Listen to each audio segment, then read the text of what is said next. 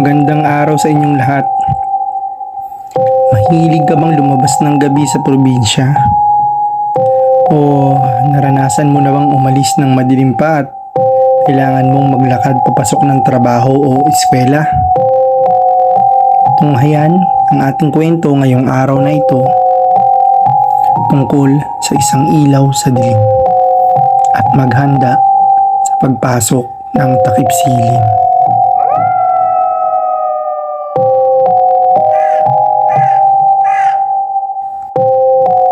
Ako nga pala si Annalyn, tubong Negros. Mag-aaral ako sa high school. Graduating student at bisa pagmamayabang honor student ako. Madalas naman akong maglakad papasok ng eskwelahan namin tuwing madaling araw. Halos araw-araw naman ganun ang ginagawa ko tuwing papasok sa eskwela. Matapang naman ako kasi kasama ko naman ng papa ko.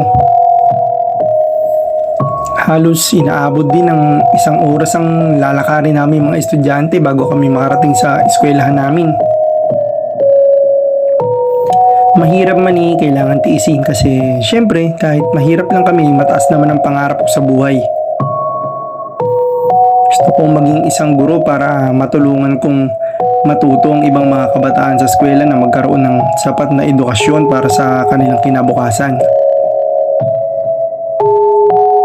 Magsasaka ang aking mga magulang.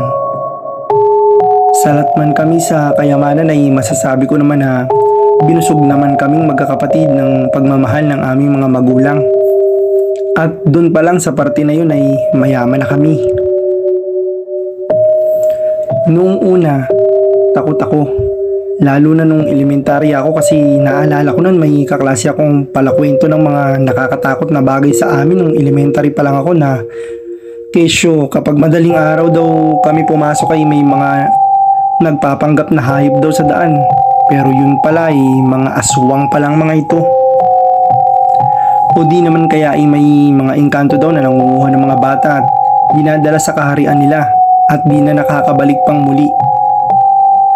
Kaya noon halos ayaw ko nang pumasok dahil sa mga naririnig kong kwento sa kanya. Loko-loko talaga yun si Andrew. Bully kung sa